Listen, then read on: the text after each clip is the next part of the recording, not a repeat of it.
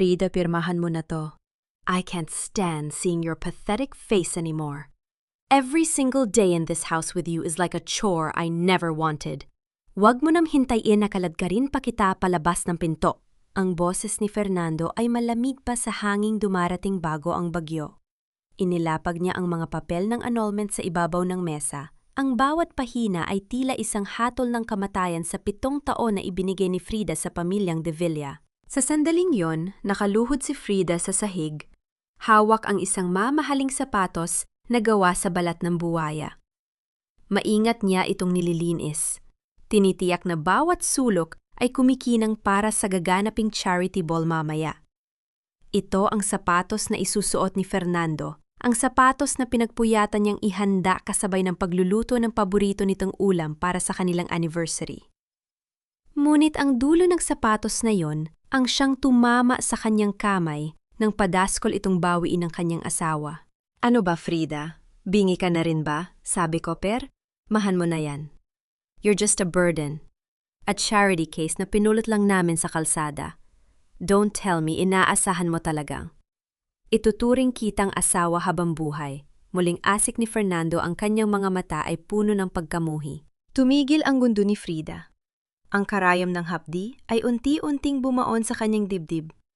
Hindi dahil sa sugat sa balat, kundi sa katotohanang ang lalaking pinagsilbihan niya. Nang may katapatan ay, ni hindi siya kayang tignan ng may kaunting respeto. Naramdaman niya ang pang-ininig ng kanyang mga daliri. Ang bawat hibla ng kanyang kalamnan ay tila naging bato. Ang laway sa kanyang lalamunan ay naging mapait na lason na mahirap lunukin. Hindi siya sumigaw, hindi siya umiyak. Ang tanging maririnig sa silid ay ang mabigat at gipit na paghinga ng isang babaeng. Unti-unting dinudurog ang pagkatao. Bakit Fernando, dahil ba kay Clara? Sa wakas ay lumabas ang kanyang boses mahina. Numit sapat na para marinig ang pait. Isang matunog na halahak ang pumutol sa katahimikan. Hindi yun galing kay Fernando, kundi sa pintuan kung saan nakatayo si Doña Consuelo, ang kanyang biyena na may hawak na mamahaling abaniko. Huwag mong itulad ang sarili mo kay Clara, Frida. She is a diamond, and you? You are just a pebble we used to step on. Actually, mabuti na ring alam mo. Clara will be the one attending the ball tonight as Fernando's partner. At ikaw? You will stay here, clean the mess, and leave before sunrise. I've already called the police to escort you out if you make a scene. Alam mo naman ayaw namin ng kalat sa aming maringal na pamamahay. Ang bawat salita ni Doña Consuelo ay tila isang latigo na humahampas sa likod ni Frida.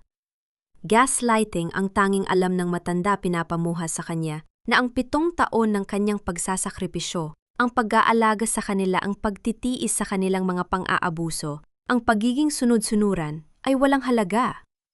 Ang katotohanan, ginamit lang nila ang kanyang pagkatao para magmuhang mabuti sa mata ng lipunan, ay mas masakit pa sa anumang pisikal na saktan. Tumingin si Frida sa mga papel sa mesa. Ang puting pahina ay tila sumasalamin sa kanyang buhay sa loob ng bahay na ito, isang blankong puwang na puno lamang ng utos at pangmamaliit. Ang kanyang puso na dati, ipuno ng pagtitimpi para sa kanyang tungkulin, ay biglang kumirot sa isang paraan na hindi niya inaasahan. Ito na ba ang kapalit ng lahat? Ang itapon na parang basahan matapos pakinabangan, dahan-dahang tumayo si Frida. Ang kanyang tuhod ay nanghihina. Ngunit pinilit niyang ituwid ang kanyang likod.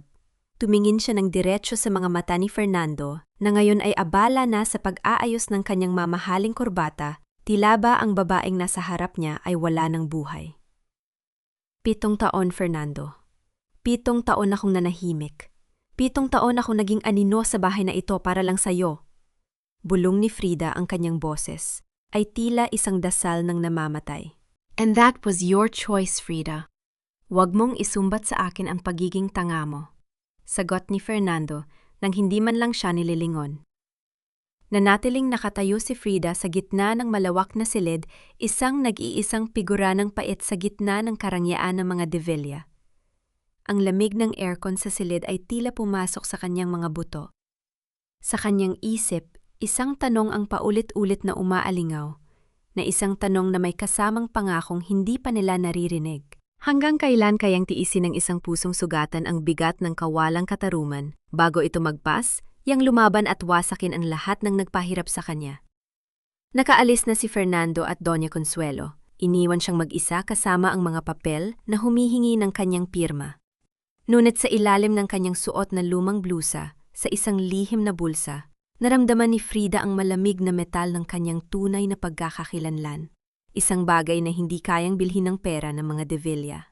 Sulyap na lamang ang ibinigay niya sa dambuhalang portrait ng pamilya sa dingding. Ang gabi ay bata pa at ang tunay na bagyo ay hindi pa man lang nagsisimula. Ang bawat yabag ng mga paa ni Fernando at Doña Consuelo na papalayo ay tila mga pako na ibinabaon sa katahimikan ng malawak na mansyon.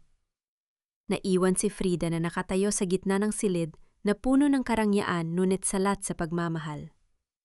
Ang binto ng bawat chandelier sa itaas ay tila mga matang nanunuya sa kanyang kalagayan. Ang bahay na ito na itinuring niyang tahanan sa loob ng 7 taon ay isa lamang palasyong gawa sa kasinungalingan at mapagpanggap na danggal. Dahan-dahang lumapit si Frida sa bintana. Mula rito ay tanaw niya ang malawak na harden kung saan abala ang mga tauhan sa pag-aayos para sa party mamaya. Nakikita niya ang mga mamahaling bulaklak na idinedeliver, ang mga telang seda na ikinakabit sa mga poste at ang malalaking kagamitan para sa entablado. Ang lahat ng iyon ay para sa isang selebrasyong hindi siya kabilang. Para sa isang anibersaryo na magsisilbing libing ng kanyang danggal bilang asawa. Ija, kumain ka muna. Kanina ka pa walang laman ng tiyan. Isang mahina at mapagkalingang boses ang bumasag sa kanyang malalim na pag-iisip. Lumingon si Frida at nakita si Nanay Rosa, ang matandang mayordoma na tanging nakakaunawa sa kanya sa loob ng impyernong ito. May hawak itong tray na may mainit na sabaw at isang basong tubig. Ang mga mata ng matanda ay puno ng awa, isang emosyong matagal nang hindi nararamdaman ni Frida mula sa ibang tao. Salamat po, Nanay Rosa, pero wala po akong gana, sagot ni Frida, pilit na pinapakalma ang nanginginig niyang boses. Inilapag ni Nanay Rosa ang tray sa maliit na mesa at lumapit kay Frida. Hinawakan nito ang kanyang mga kamay na kasing lamig ng yelo. Nakita ko ang nangyari kanina. Hindi mo deserve ang ganitong pagtrato, Frida. Masyado ka nang naging martir. Bakit hindi ka nalang umalis? Bakit hinahayaan mong tapakan nila ang pagkatao mo ng ganito? Tumingin si Frida sa mga mata ni Nanay Rosa. Gusto niyang sumigaw. Gusto niyang sabihin ang totoo na siya ay isang tungta na may misyong linisin ang duming itinatago ng pamilyang ito. Gusto niyang sabihin na ang bawat sampal at bawat mura ay bahagi ng isang mas malaking plano. Ngunit nanatiling nakatikom ang kanyang bibig. Ang bigat ng kanyang tungkulin ay kasing bigat ng kanyang nararamdamang sakit. Kailangan ko itong tapusin, Nanay. Malapit na, konting tiis na lang. Bulong niya, tila ba kinakausap din ang kanyang sarili?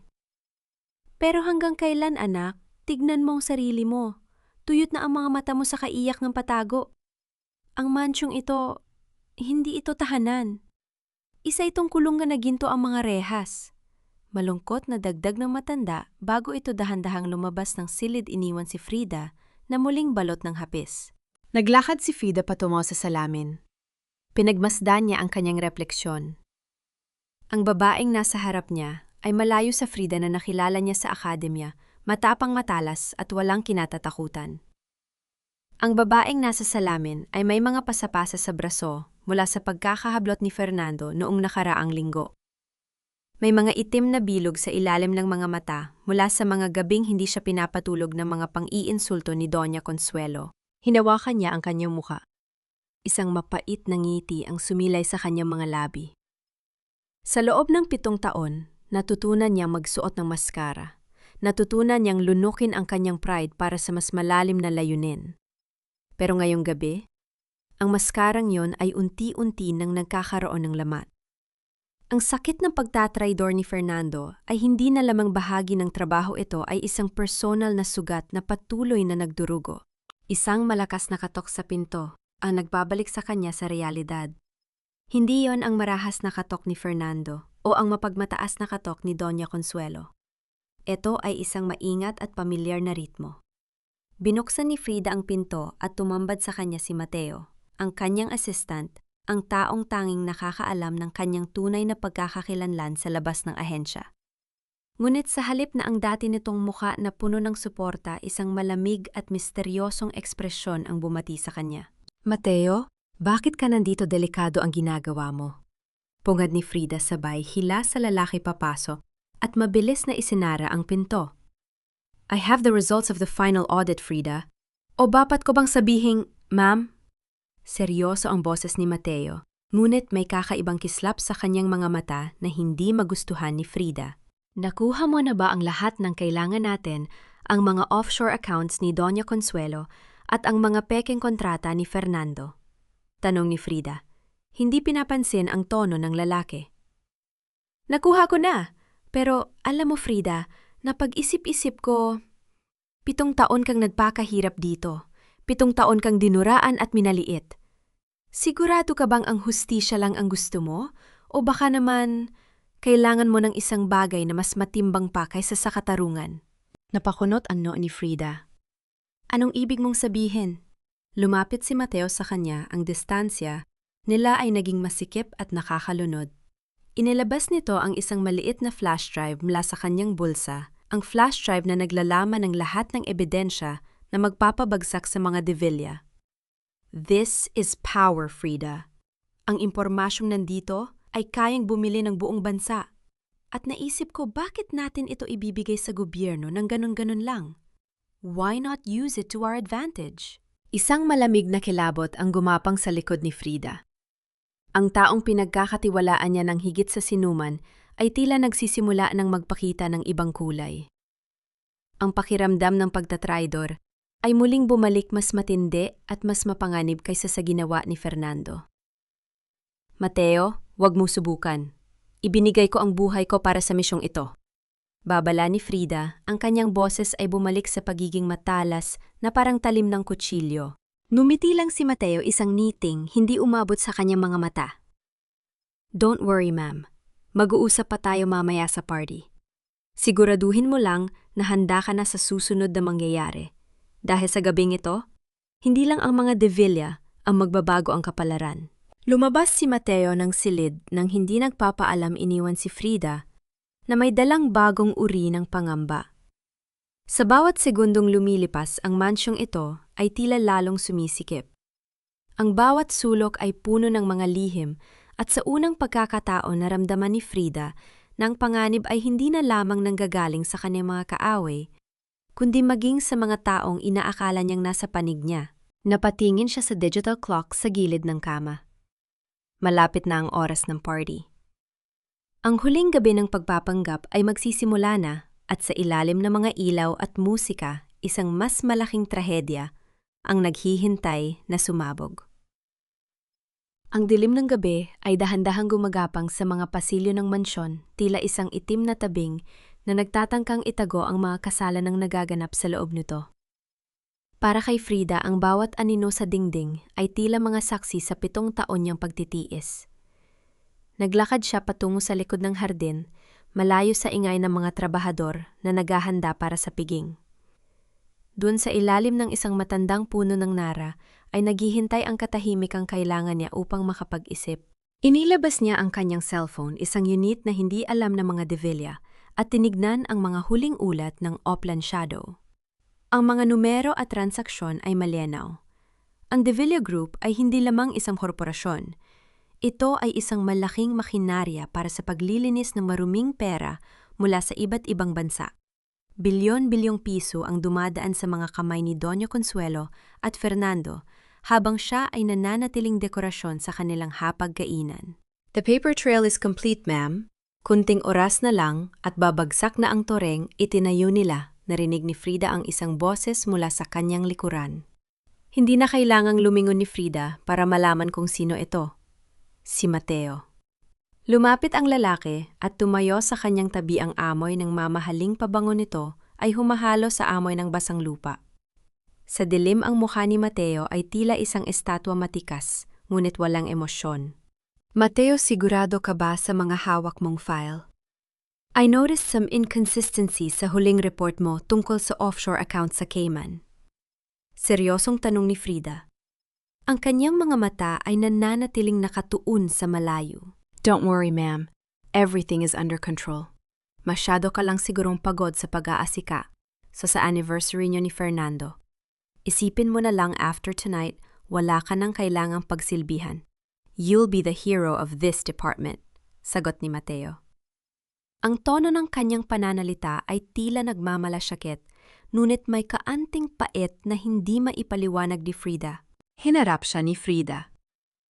Itinuring kitang kapatid Mateo. 7 taon tayong nagtatrabaho sa dilim. Ikaw lang ang tanging koneksyon ko sa totoong mundo habang nagpapanggap akong asawa ni Fernando. Sana ay hindi magbago yon. Bahagyang natigilan si Mateo. Isang panandaliang pagkislap ng konsensya ang dumaan sa kanyang mga mata bago ito muling naging malamig. Of course, Frida. Magkapareho tayo ng layunin. Ang makitang nagbabayat ang mga taong akala nila ay mas mataas sila sa batas. Inabot ni Mateo ang isang maliit na folder kay Frida. Nandyan ang huling piraso ng puzzle. Ang pirma ni Fernando sa paglilipat ng pondo sa isang peking NGO. Once you present that, there's no way out for him. Even his mother can't save him. Kinuha ni Frida ang folder. Naramdaman niya ang bigat nito. Hindi dahil sa dami ng papel, kundi dahil sa katotohanang ito ang huling hatol sa lalaking minsan niyang sinubukang mahalin sa kabila ng lahat. Sa bawat gabi na hinihintay niya itong umuwi sa bawat pagkakataon na tiniis niya ang mga masasakit na salita ang dokumento, ito ang naging kapalit ng lahat ng kanyang luha. Bumalik ka na sa loob, Frida.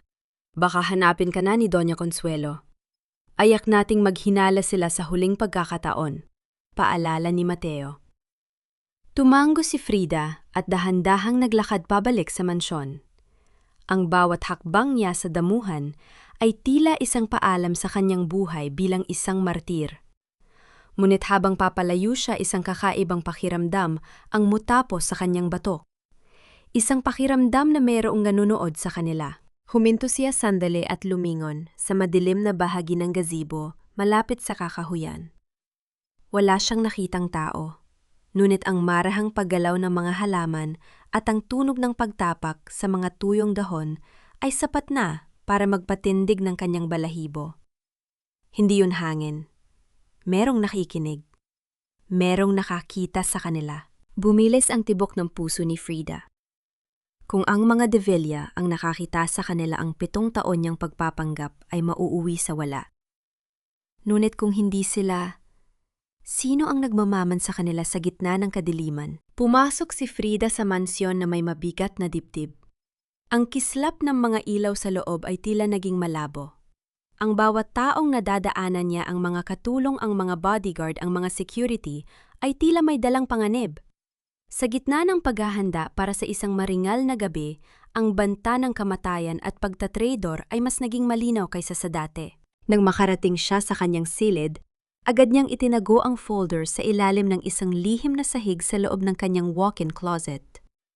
Habang nakaupo sa harap ng salamin, nakita niya ang kanyang sariling mga mata puno ng determinasyon, nuwit may halong takot. Takot hindi para sa kanyang sarili, kundi para sa misyong binuo niya sa loob ng halos 1 dekada. Sino ang aninong yon sa hardin? At bakit tila ang ngiti ni Mateo sa huling pagkakataon ay hindi nagbibigay ng kapanatagan kundi ng babala? Akala ko ba ay wala na ang mga katulong Fernando, bakit may nakaharang pa ring basura rito sa bukananong pinto?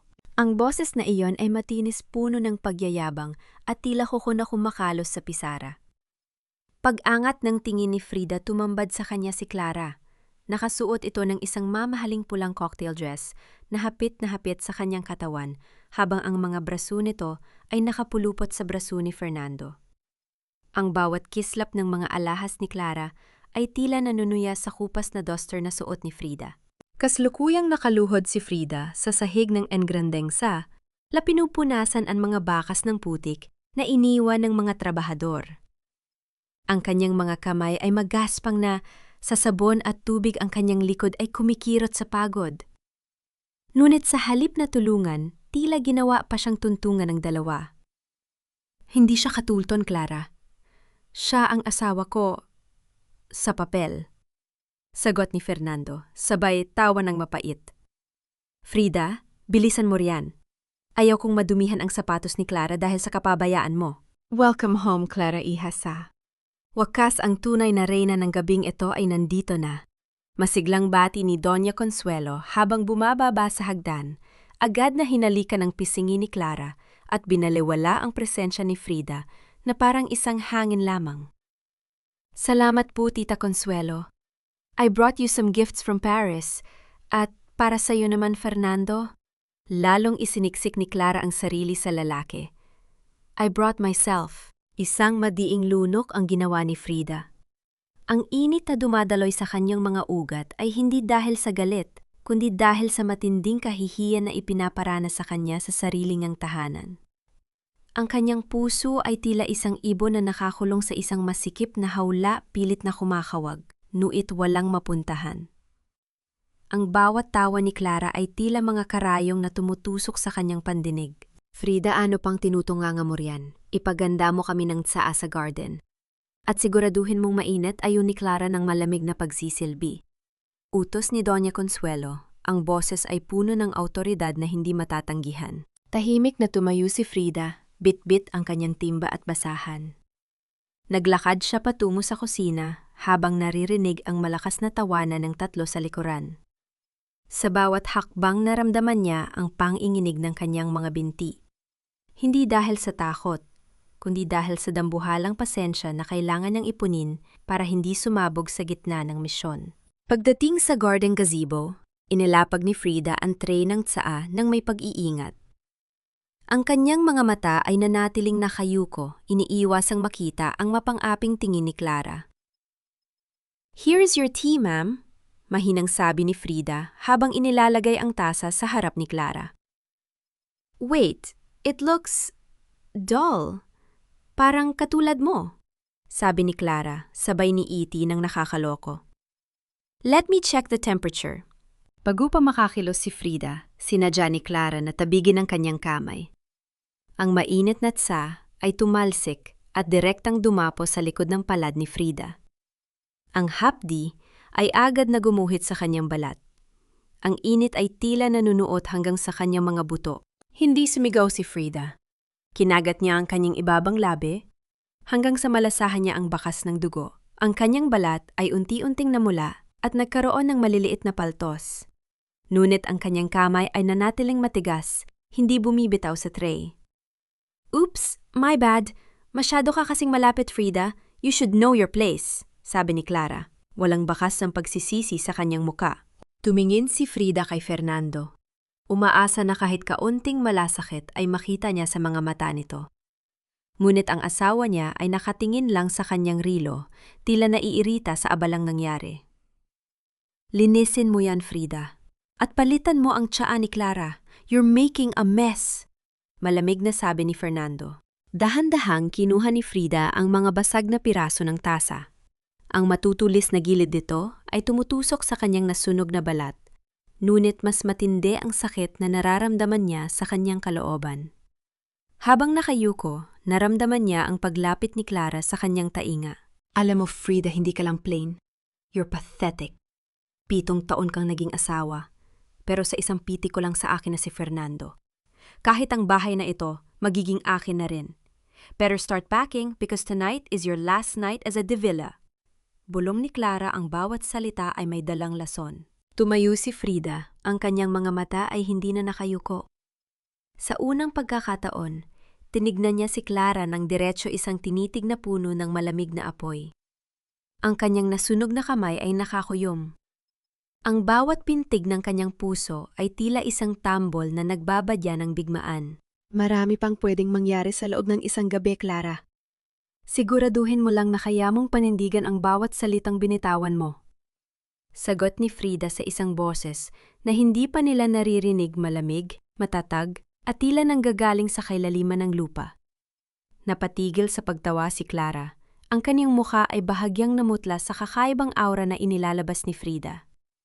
Kahit si Fernando ay napatigil sa pag-aayos ng kanyang kurbata at napatingin sa kanyang asawa. Bago pa man makasagot si Clara, isang malakas na tunog ng pagbusina ng sasakyan sa harap ng mansyon ang bumasag sa tensyon.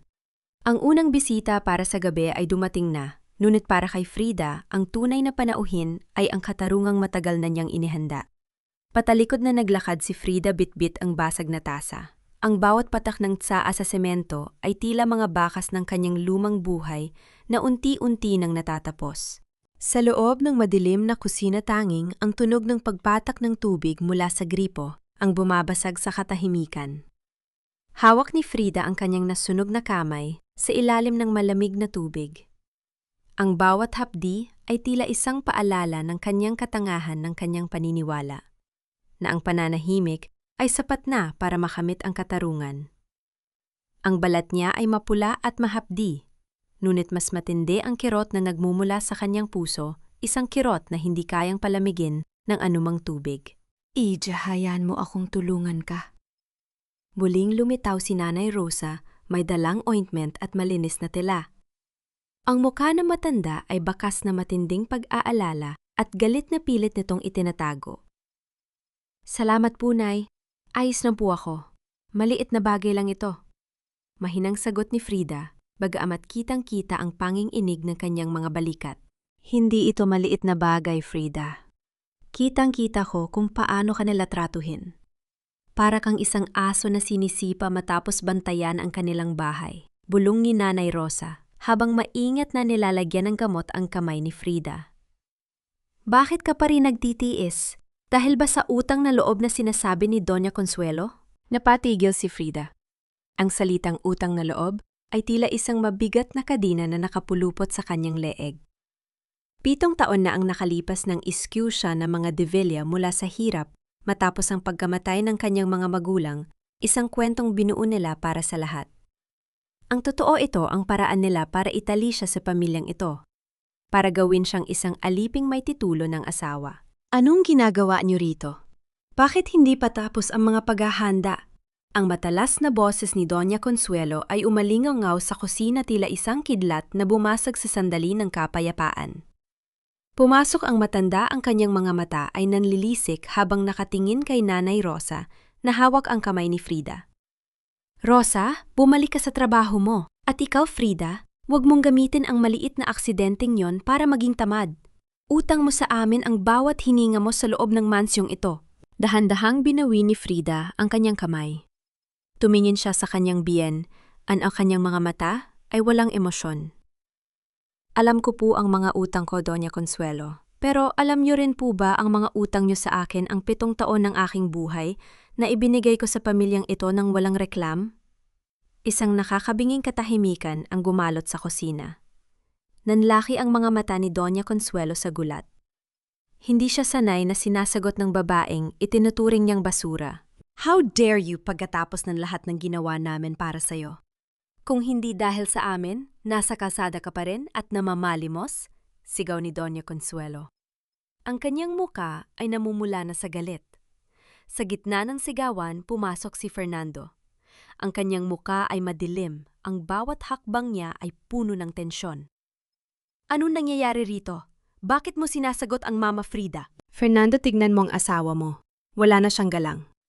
Masyado na siyang yumayabang dahil lang sa anibersaryo niyo. Pagsusumbong ni Doña Consuelo, na ngayon ay nagpapanggap ng tila biktima. Humarap si Fernando kay Frida. Ang distansya nila ay naging masikip, ang hangin ay naging mabigat.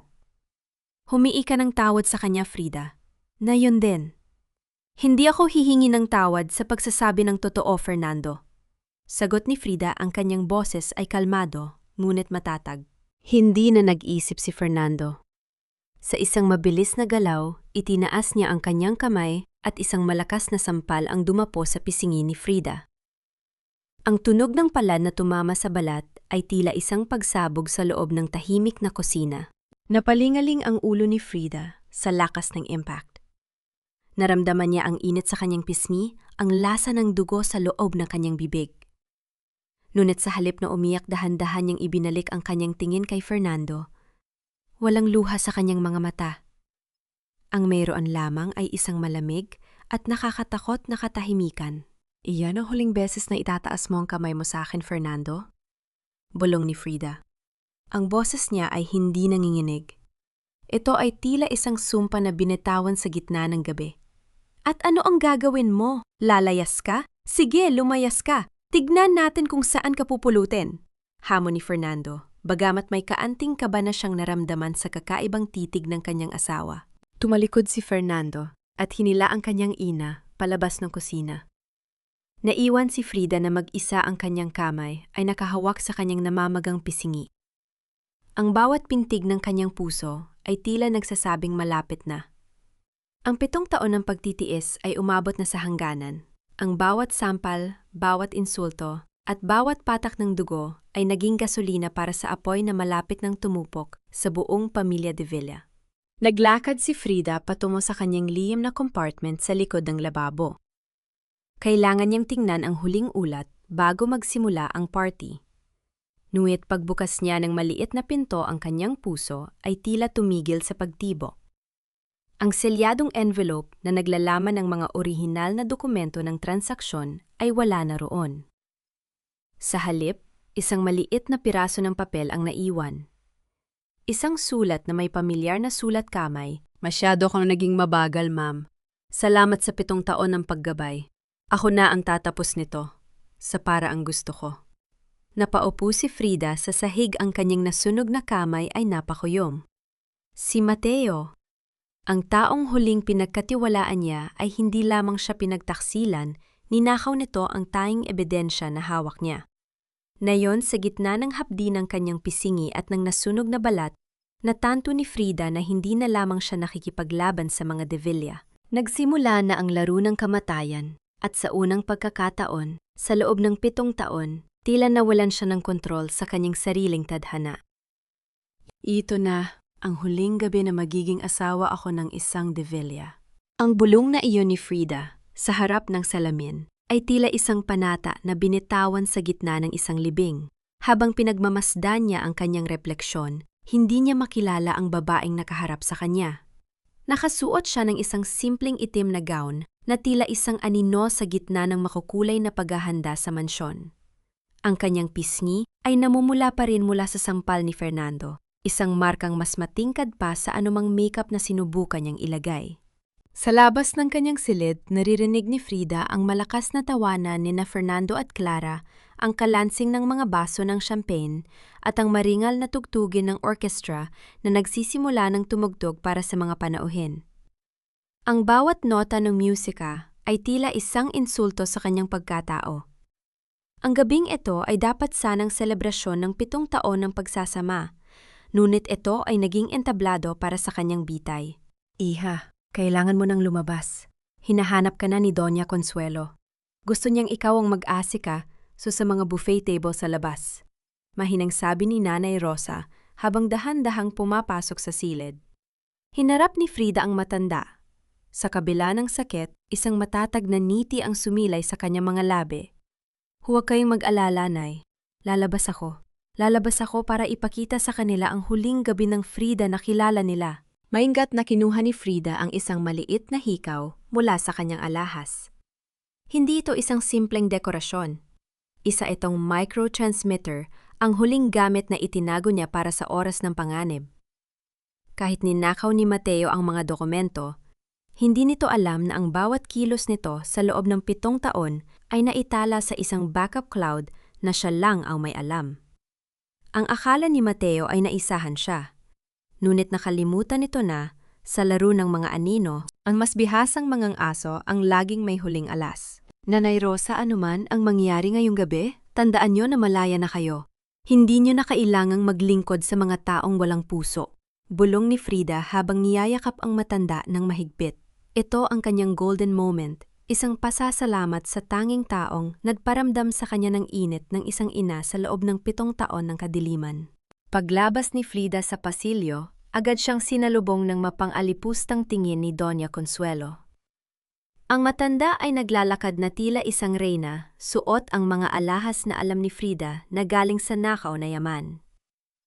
Mabuti naman at naisipan mong lumabas, Frida. Siguraduhin mong walang mawawala sa mga silverware. At kapag dumating na ang mga media, manatili ka sa kusina. Ayaw kong makita ng mga reporters ang hitsura mong parang namatayan. Utos ng matanda sabay paypay ng kanyang abaniko. Huwag po kayong mag-alala, Doña Consuelo. Sisiguraduhin kong magiging memorable ang gabing ito para sa inyong lahat. Sagot ni Frida sa isang tono na naging dahilan para mapatigil ang matanda. May kung anong lamig sa boses ni Frida na tila isang babala ng paparating na sakuna. Naglakad si Frida patungo sa Grand Ballroom. Mula sa itaas ng hagdan, nakita niya si Fernando na nakatayo sa gitna ng entablado, hawak ang kamay ni Clara. Ang dalawa ay tila isang perpektong magkapareha, pinapaligiran ng mga negosyante at politiko na walang alam sa duming itinatago ng pamilyang De Villa. Habang bumababa si Frida, bawat hakbang niya ay tila isang deklarasyon ng digmaan.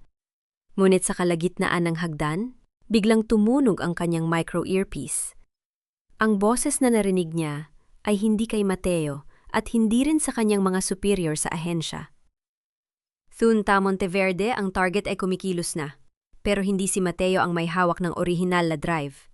May ikatlong partido na pumasok sa mansyon. Mag-ingat ka, Frida. Ang buhay mo ang nakataya sa palitang ito. Napatigil si Frida. Ang kanyang paningin ay mabilis na lumibot sa malawak na ballroom. Sa gitna ng mga nakangiting mukha at mararangyang kasuotan, may isang lalaking nakasuot ng barong na hindi pamilyar sa kanya. Ang lalaki ay nakatingin sa kanya ng diretsyo, isang tinitig na puno ng pagkilala at panganib. Biglang namatay ang lahat ng ilaw sa mansyon. Isang malakas na tulog ng pagkabasag ng salamin ang umalingaw-ngaw, kasunod ng mga tiliyan ng mga panauhin. Sa gitna ng kadiliman, naramdaman ni Frida ang isang malamig na kamay na humawak sa kanyang braso at isang matulis na bagay na tumama sa kanyang tagiliran. Huwag kang sisigaw, Tora. Ibigay mo sa akin ang access code sa cloud o dito na magtatapos ang iyong 7 taon na pagpapanggap. Bulong ng isang boses na hindi niya inaasahan. Ang kaba sa dibdib ni Frida ay naging isang dambuhalang alon ng takot. Hindi lang ang kanyang misyon ang nasa panganib. Ang mansyong ito ay naging isang bitag na walang labasan. Napakislot ang mga ilaw sa loob ng ballroom, tila mga matang kumukurap sa gitna ng isang masamang panaginip bago muling bumalik ang liwanag. Nawala ang malamig na kamay sa braso ni Frida at ang matulis na bagay sa kanyang tagiliran. Sa isang iglap, ang lalaking bumulong sa kanya ay naglaho sa gitna ng nagkakagulong mga panauhin na tila ba isa lamang itong masamang guni-guni, ngunit ang hapdi sa kanyang balat at ang mabilis na tibok ng kanyang puso ay sapat na patunay na totoo ang panganib. Ang Grand Ball ng mga De Villa ay nagsimula na sa buong ningning nito. Ang amoy ng mamahaling alak at mga banyagang pabango ay humahalimuyak sa hangin sapat na upang malunod ang sinumang hindi sanay sa ganitong karangyaan. Sa gitna ng bulwagan, ang mga dambuhalang chandelier ay naglalabas ng liwanag na tila mga diamanteng nag-aapoy. Ngunit para kay Frida, ang bawat kislap ay tila isang babala ng paparating na unos. Ayusin mo ang tindig mo, Frida. Para kang tilit apparently ng dila sa gitna ng entablado. Marahas na bulong ni Fernando, habang dumadaan sa kanyang tabi, hawak ang isang baso ng scotch. Hindi man lang ito tinignan ang kanyang namamagang pisingi sa halip, ay abala ito sa pag-ingiti sa mga maimpluwensyang tao na nasa paligid. Naglakad si Frida patungo. Sa isang sulok bitbit ang kanyang maliit na clutch bag. Sa gitna ng liwanag, dun pinakamadaling magtago ng dilim, pinagmasdan niya ang kanyang biyenan na si Doña Consuelo, na kasalukuyang nakikipag-usap sa Kanshat Cheung Diafuang. Ang matanda ay tumatawa. Ang kanyang boses ay puno ng kaplastikan habang ipinagmamayabang ang kanilang charity work para sa mga mahihirap. Isang malaking miyamai dahil alam ni Frida na ang perang itutulong nila ay galing sa mga buhay na winasak ng kanilang operasyon ng Rutien. Sa isang pagkakataon, lumapit si Doña Consuelo kay Frida. May dala itong isang baso ng red wine at isang niting tila galing sa isang ahas. Ija, bakit ka narito sa dilim, halika? Sumama ka sa akin sa VIP lounge. May mahalaga akong gustong ipakita sa'yo. Hindi nakapagsalita si Frida nang hantakin siya ng matanda patungo sa isang mas pribadong silid sa gilid ng ballroom. Sa loob, naroon si Clara na tila barenang nakaupo sa isang silyang pelus. Masyado ka namang seryoso, Frida. Anniversary niyo, di ba? Dapat ay masaya ka, sabi ni Clara sabay higop sa kanyang wine. Pero sa bagay mahirap talaga magsaya kapag alam mong bilang na ang mga araw mo sa palasyong ito. Anong ibig mo sabihin? Tanong ni Frida, ang kanyang mga kamay ay nanlalamig na. O hindi mo ba alam? Lumapit si Doña Consuelo kay Frida. Ang kanyang presensya ay tila isang nakakasakal na usok. Tonight is not just about the anniversary. It's about clearing the trash. At ikaw, Frida, ang pinakamalaking basurang kailangang itapon. Sa isang mabilis at tila aksidenteng galaw, kunwaring natalisod si Doña Consuelo, ang bitbit niyang clutch bag ay bumukas at ang ilang kagamitan niya ay nagkalat sa sahig. Ay Frida, pakipulot naman ang mga gamit ko. Ang tanda ko na talaga. Yumuko si Frida para tulungan ang matanda.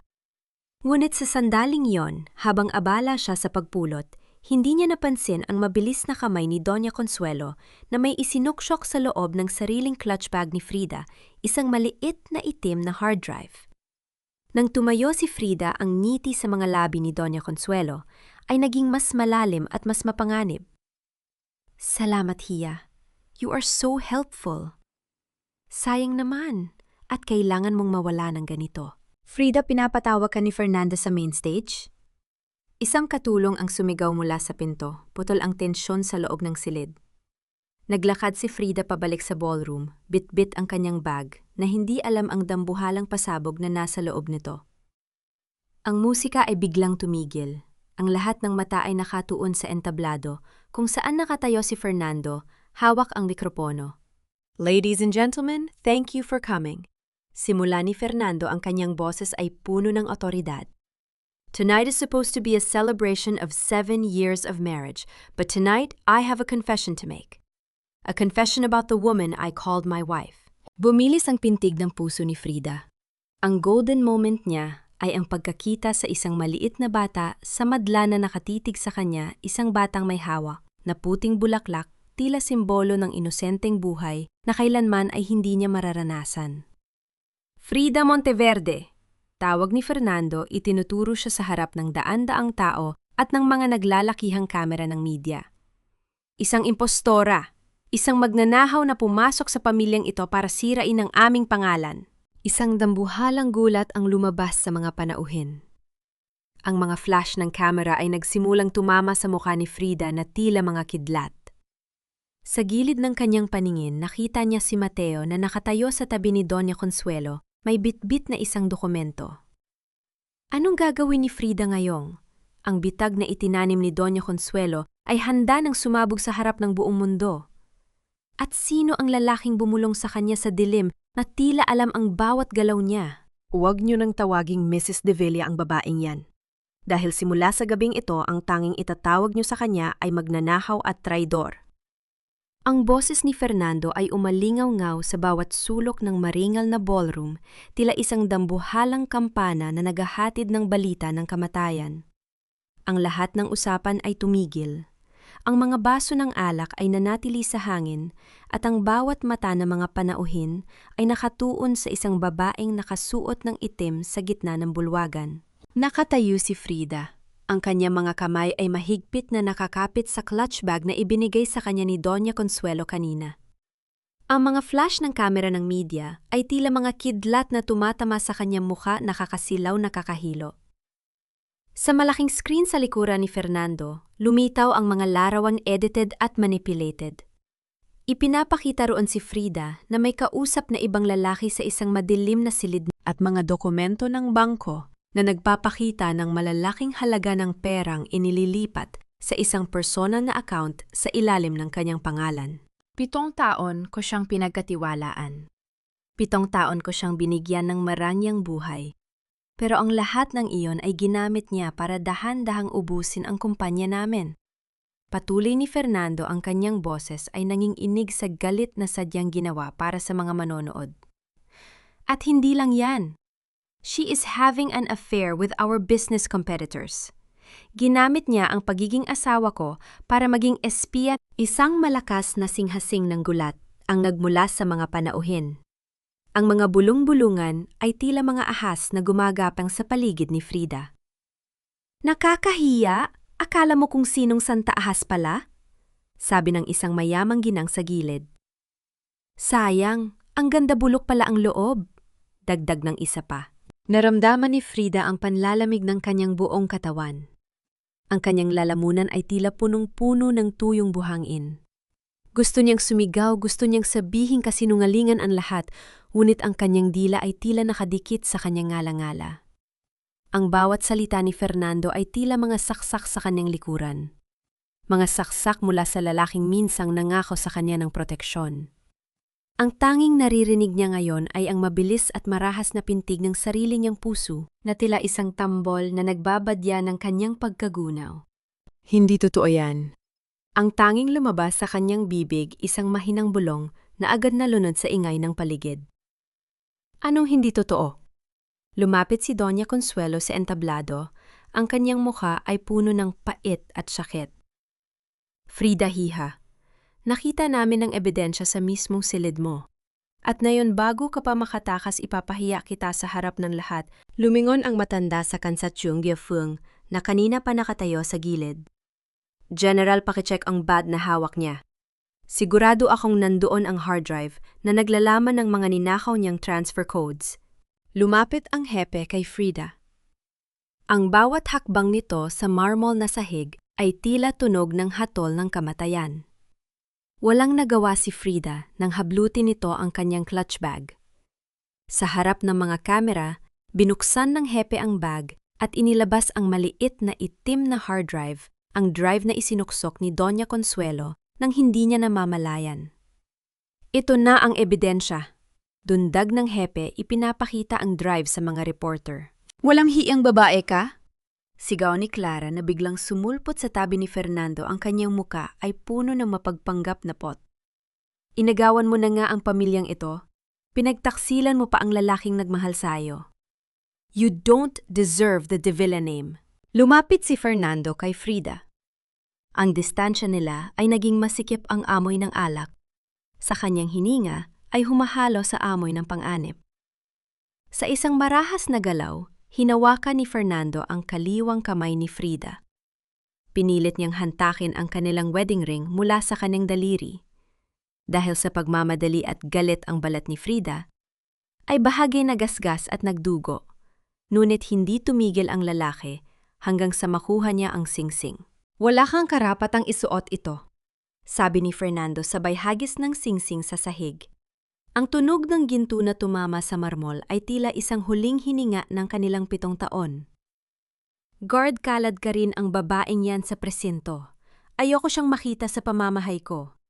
Habang hinahawakan si Frida ng 2 armadong bodyguard sa magkabilang braso, tiningnan niya ang kanyang pamilya.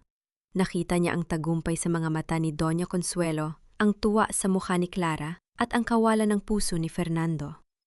Ngunit sa gitna ng mga flash ng kamera at ng hiyas ng mga tao, napansin ni Frida si Mateo sa malayo. Ang kanyang assistant ay nakatitig sa kanya, hawak ang isang baso ng alak at dahan-dahang tumango isang senyales na tila nagsasabing tapos na ang laro. Ngunit may isang bagay silang hindi napansin. Habang kinakaladkad si Frida, palabas ng ballroom ang kanyang nasugatang kamay ay unti-unting nakuyom. Ang kanyang mga mata na kanina ay puno ng gulat at sakit ay biglang nagbago. Ang bawat patak ng dugo mula sa kanyang gasgas na daliri ay tila naging lason na nagpapatapang sa kanyang loob. Kahit itapon niyo ako sa pinakamadilim na selda, bulong ni Frida sa kanyang isip, hindi niyo mapapatay ang katotohanang ako, ang huling aninong wawasak sa inyong lahat. Sa labas ng mansyon, ang tunog ng papalapit na mga sirena ng pulis ay humahalo sa malakas na ulan na biglang bumuhos. Ngunit sa kalangitan isang mas malakas na tunog ang nagsisimulang marinig, isang tunog na hindi nanggagaling sa kalsada, kundi mula sa itaas. Magagawa kaya ni Frida na makatakas sa bitad na binuo ng pamilyang Davila o ito na nga ang katapusan ng kanyang 7 taon na misyon? Sayang ka, Frida. You were the best pero masyado kang naniwala sa katarungan sa mundong ito na ang tanging pera lang ang batas. Ang tinig na yon ay hindi nanggaling kay Fernando. Hindi rin yon mula sa mapang-aping bibig ni Doña Consuelo. Yon ay boses ni Mateo, ang lalaking itinuring ni Frida na kapatid, ang tanging anino na nagbibigay sa kanya ng lakas sa loob ng 7 taon ng pagpapanggap. Kasalukuyang kinaladkad si Frida ng dalawang malalaking bodyguard patungo sa malawak na bukana ng mansyon. Ang malakas na ulan ay nagsisimulang pumasok mula sa nakabukas na pinto, humahalos sa pawis at luha na hindi niya hinayaang pumatak. Sa bawat hakbang, nararamdaman ni Frida ang hapdi ng kanyang daliri kung saan pilit na hinugot ang kanyang singsing. Ang sugat ay maliit, ngunit ang bawat pintig nito ay tila isang babala ng kamatayan. Huminto ang mga bodyguard nang iharang ni Mateo ang kanyang sarili sa harap ni Frida. Sa ilalim ng mga ilaw ng chandelier, ang mukha ni Mateo ay tila isang maskara ng tagumpay. Inilabas niya ang orihinal na drive mula sa kanyang bulsa, ang drive na naglalaman ng lahat ng sakripisyo ni Frida. Mateo, bakit? Ang tanging tanong na lumabas sa mga labi ni Frida ang kanyang boses ay paos at puno ng hindi maipaliwanag na pait. Dahil pagod na akong maging anino mo, Frida. Sagot ni Mateo sa isang mahinang tinig sapat lang para sa kanilang dalawa. 7 taon tayong nagtrabaho para sa katarungan. Pero ano ang nakuha natin? Isang maliit na sweldo at palaging nasa panganib ang buhay. Ang mga De Villa ay nag-alok ng halagang hindi kayang ibigay ng gobyerno sa 10 buhay natin. I chose the side that wins, Frida. And sadly, hindi yun ang panig mo. Ang bawat salita ni Mateo ay tila isang kutsilyong dahan-dahang bumaon sa puso ni Frida. Ang pagtatraidor ng asawa ay masakit, ngunit ang pagtatraidor ng isang kasama sa laban ay tila isang lason na dahan-dahang pumapatay sa kanyang kaluluwa. Naramdaman ni Frida ang pagguho ng kanyang buong mundo. Ang mga alaala ng kanilang mga misyon, ang mga gabing nagbabantay sila sa isa't isa. Ang lahat ng iyon ay isa lamang palang mahabang panaginip na nauwi sa bangungot. Traitor. Bulong ni Frida, ang kanyang mga mata ay nanatiling nakatitig kay Mateo. Hindi ako traitor, Frida. I'm a realist. Asik ni Mateo sabay baling sa hepe ng pulis, siya na nakatayo sa likuran. General, narito ang lahat ng kailangan nyo. Ang mga dokumentong magpapatunay na si Frida Monteverde ang utak sa likod ng lahat ng ilegal na transaksyon ng mga De Villa. Ginamit niya ang posisyon niya bilang asawa para manipulahin ang kumpanya. Isang madiing gaslighting ang ginawa ni Mateo sa harap ng lahat. Inikot niya ang katotohanan hanggang sa ang biktima ay magmukhang kriminal. Napangiti si Doña Consuelo sa likuran, tila nasisiyahan sa palabas na mas magaling pa sa anumang drama sa telebisyon. Iposas na yan, utos ng hepe. Naramdaman ni Frida ang malamig na metal ng posas na pumulupot sa kanyang mga pulso. Ang tunog ng paglock ng bakal ay tila huling hantungan ng kanyang kalayaan. Kinaladkad siya palabas ng mansyon, diretso sa malakas na buhos ng ulan. Ang lamig ng tubig ay tumatagos sa kanyang manipis na gown, ngunit mas malamig ang pakiramdam ng kawalang pag-asa na bumabalot sa kanya. Sa kalsada, naghihintay ang mga reporters. Ang mga flash ng camera ay tila mga panunukso sa kanyang kalagayan. Mrs. De Villa, totoo bang inakawan niyo ang sarili niyong asawa? Frida, may balak ka bang humingi ng tawad? Hindi sumagot si Frida. Nakayuko siya, hinahayaang takpan ng kanyang basang buhok ang kanyang muka. Ngunit sa ilalim ng buhok na iyon, ang kanyang mga labi ay nanginginig. Hindi dahil sa ginaw, kundi dahil sa isang lihim na code na dahan-dahan niyang binubuo sa kanyang isipan. Akala niyo ba ay tapos na? Bulong ni Frida sa kanyang sarili, habang ang tubig ulan ay pumapasok sa kanyang bibig. Biglang tumigil ang lahat ng ingay. Ang mga reporters ay napatigil sa pagtatanong. Ang mga bodyguard ay napatingin sa langit. Mula sa itaas ng mansyon, isang dambuhalang anino ang dahan-dahang bumababa. Ang hangin na nililika nito ay tila isang malakas na bagyong nagpapatalsik sa mga payong ng mga panauhin. Isang puting helicopter na may tatak ng National Security ang gumaba sa mismong bayko ng mga De Villa. Ang bawat tao sa loob ng mansyon ay napalabas sa gulat. Si Mateo ay napatigil, ang drive sa kanyang kamay ay tila biglang naging mabigat. Sino ang darating sa gitna ng unos na ito? Ito ba ang huling hatol para kay Frida o ang simula ng isang paghihiganti na hindi kailanman inakala ng pamilyang De Villa Ang dagundong ng helicopter sa itaas ng mansyon ay tila isang dambuhalang hayop na nagangalit nilulunod ang tunog ng malakas na ulan at ang hiyaw ng mga panauhin. Ang bawat pag-ikot ng elisi nito ay nagpapadala ng malakas na hangin na nagpapatalsik sa mga dekorasyon ng party, tila ba pilit na binubura ang bakas ng karangyaan ng mga divilya. Ang mga flash ng kamera ng media ay nawala, napalitan ng nakakasilaw na puting searchlight mula sa himpapawid na tumatama ng diretsyo sa gitna ng bayko. Anong ibig sabihin nito, Fernanda? Bakit may militar dito? Gulat na tanong ni Clara habang pilit na hinahawakan ang kanyang basang gown. Baka reinforcement ito para siguraduhing walang makakatakas sa krimeng ginawa ng babaeng yan. Sigaw ni Fernando, pilit na pinapalakas ang loob habang nakatingin sa helicopter na dahan-dahang lumalapag. Ang kanyang muka ay puno ng pagtataka, ngunit nananatili ang kanyang pagiging arogante. Mabilis na bumukas ang pinto ng helicopter. Mula rito ay lumabas ang 12 armadong kalalakihan na nakasuot ng full tactical gear, ang Elite Special Operations Group ng bansa. Ang kanilang mga hakbang sa basang damuhan ay tila mga martilyong tumatama sa lupa, mabilis, maingat at puno ng panganib. Sa isang iglap, pinaligiran nila ang buong bukana ng mansyon. Ang kanilang mga mahaabang baril ay nakatutok, hindi sa iisang tao, kundi sa bawat anino na gumagalaw. General Reyes, anong ginagawa niyo? Ipusas niyo na ang babaeng yan at ilayo rito? Utos ni Doña Consuelo sa kansyatsyoong ang kanyang boses ay nanginginig na sa halong takot at galit. Ngunit bago pa makakilos ang general, isang matikas na lalaki na nakasuot ng uniforme ng Philippine National Police na may ranggong dayta ang lumakad pasulong mula sa mga sundalo. Ang bawat dekorasyon sa kanyang dibdib ay kumikinang sa ilalim ng searchlight. Huminto siya ilang hakbang mula sa kinalalagyan ni Frida na kasalukuyan pa ring nakaposas at basang-basa sa ulan. Isang nakakabing katahimikan ang bumalot sa paligid. Ang tanging maririnig ay ang mahinang pag-ikot ng elisi ng helicopter at ang pagpatak ng ulan sa mga payong. Tumingin ang dayta kay Frida.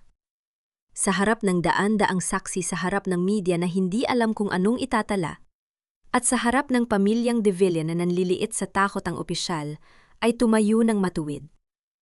Sa isang biglang galaw, dinala niya ang kanyang kanang kamay sa kanyang noo at nagbigay ng isang formal at pinakamataas na pagpupugay. Bago ang lahat, nais kong iulat na ang Area 1 ay ligtas na, ma'am.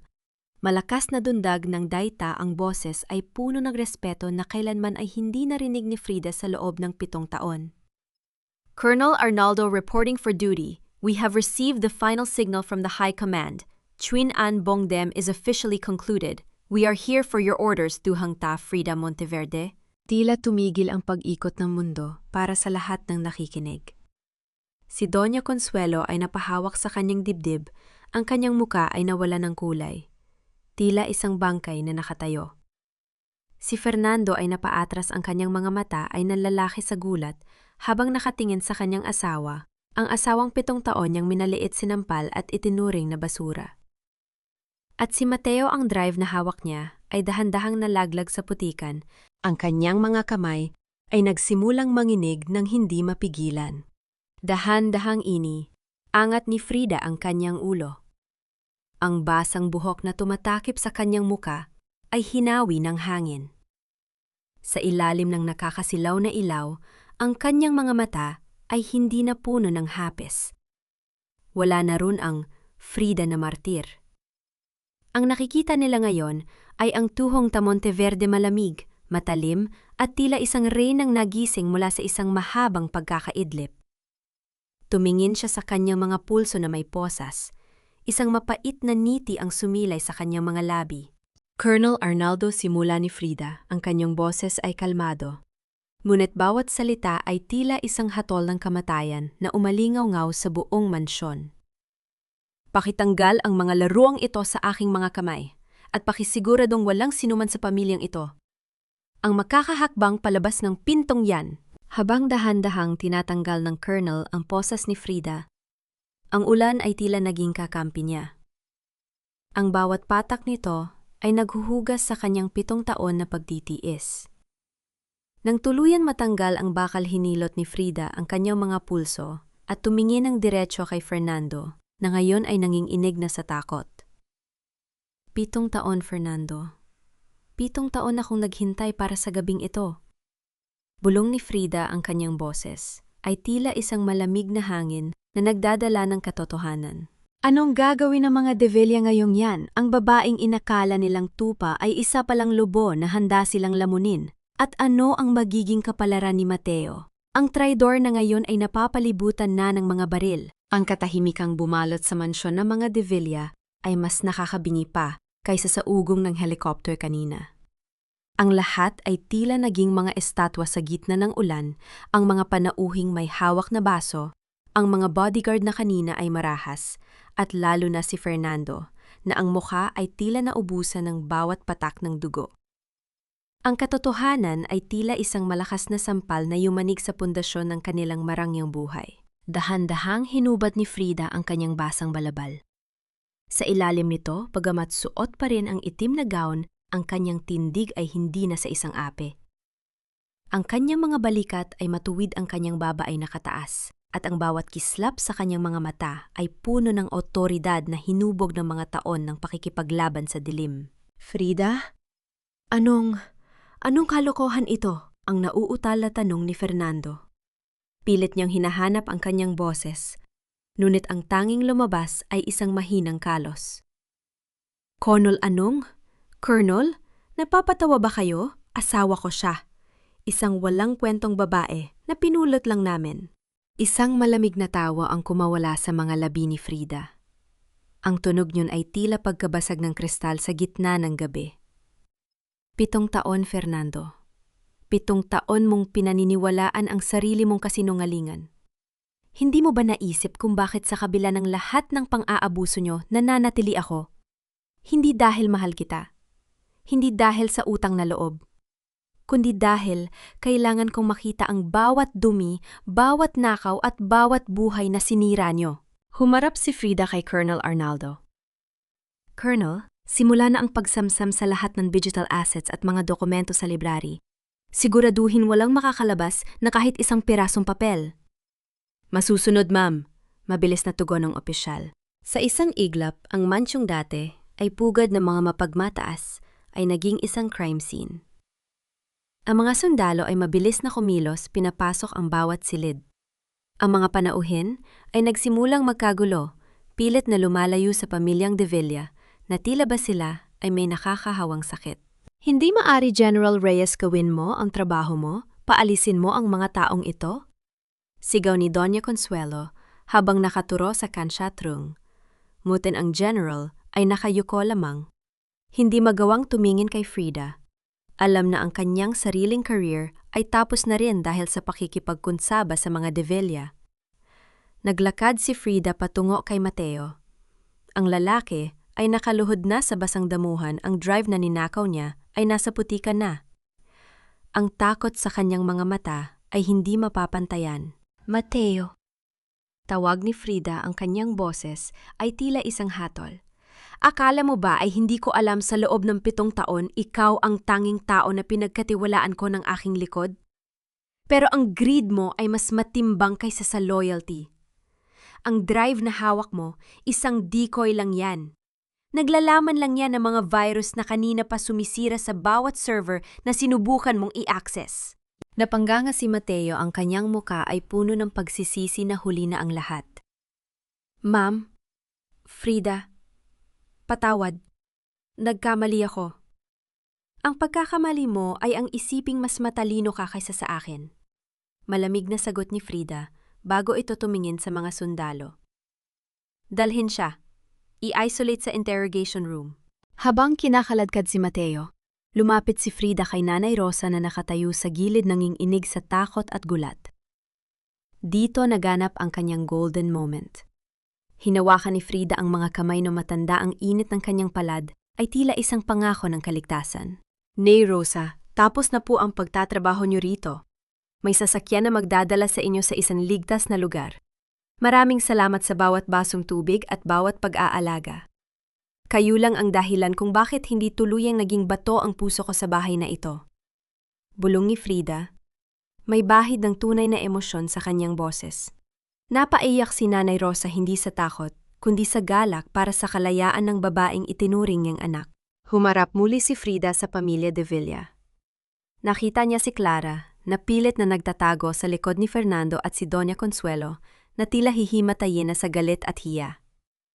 Ang media ay abala sa pagkuha ng bawat anggulo ng kanilang pagbagsak. Ang dating reyna ng lipunan ay mukha na ngayong isang desperadang matanda. Fernando, Doña Consuelo. Tawag ni Frida ang kanyang mga mata ay nanunuot sa kanilang kaluluwa. Ito ang huling gabi ng inyong imperyo. Ang bawat sentimong ninakaw nyo, ang bawat taong niloko nyo, ngayong gabi lahat yan ay may kabayaran. Ngunit sa gitna ng tagumpay ni Frida, isang malakas na pagsabog ang narinig mula sa loob ng mansyon. Particular na sa library, kung saan naroon ang mga pangunahing ebidensya. Ang makapal na usok ay nagsimulang lumabas at isang pamilya na anino ang nakita ni Frida na tumatalon mula sa balkon at patungo sa kadiliman ng kakahuyan. Naningkit ang mga mata ni Frida. Meron pa palang isang taong hindi niya inaasahan. Colonel May nakatakas, habulin ang aninong yon. Sigaw ni Frida habang mabilis na tumatakbo patungo sa dilim, hindi alintana ang kanyang suot na gown at ang panganib na naghihintay. Sino ang misteryosong anino na sumira sa huling hakbang ng misyon ni Frida? At magagawa ba niyang habulin ang katarungan bago ito tuluyang maglaho sa dilim? Ang apoy na nagmumula sa silid-aklatan ay tila isang nagngangalit na hayop nilalamon ang mga kortinang seda at ang mga antigong istante ng libro na naging saksi sa mga lihim na pag-uusap ng mga de Villa. Ang makapal na usok ay dahan-dahang bumabalot sa marangyang kisame tila isang madilim na sumpa na tumatapos sa ningning ng mansyon. Ngunit sa gitna ng kaguluhan at ng nagtakbuhang mga sundalo upang apulahin ng apoy, nanatiling nakatayo si Frida. Ang kanyang mga mata ay hindi nakatuon sa sunog, kundi sa aninong, mabilis na naglaho sa pagitan ng mga puno sa dulo ng hardin. Colonel Arnaldo secure ang perimeter, huwag hayaang makalapit ang media sa nasusunog na bahagi. Utos ni Frida ang kanyang boses ay nangingibabaw sa ingay ng mga sirena at sa kalansing ng mga kagamitang militar. Lumingon siya kay Fernando na ngayon ay nakasandal sa isang poste, tila isang basang sisiw na nawalan ng direksyon. Ang kanyang kurbata ay gulo-gulo, ang kanyang buhok ay basa ng ulan at pawis.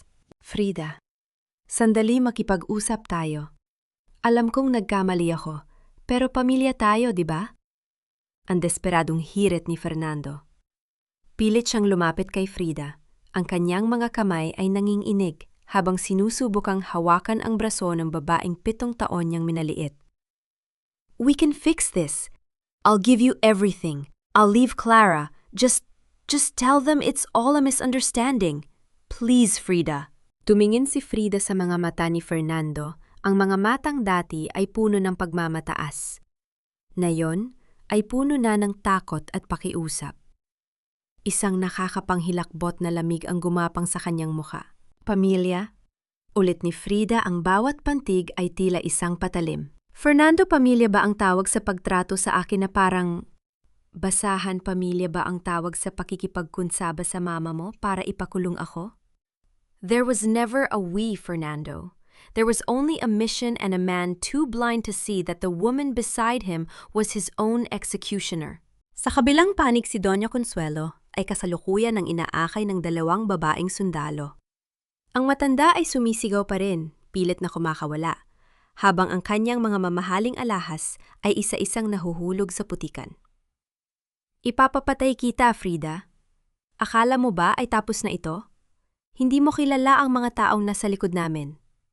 Hiyaw ng matanda ang kanyang mukha, ay tila isang maskara ng put. Hinarap siya ni Frida, ang kanyang titig ay hindi natitinag. Alam ko kung sino sila, Doña Consuelo. At huwag kayong mag-alala, susunod na sila sa inyo. Ang bawat sentimo na kinuha nyo sa mga taong sinira nyo ang buhay ngayong gabi ay babalik sa kanila. Dito naganap ang isang masakit na sandali ng katotohanan. Nakita ni Frida si Clara na pilit na sumisingit sa mga tao, sinusubukang tumakas bitbit ang isang maliit na bag ng mga alahas.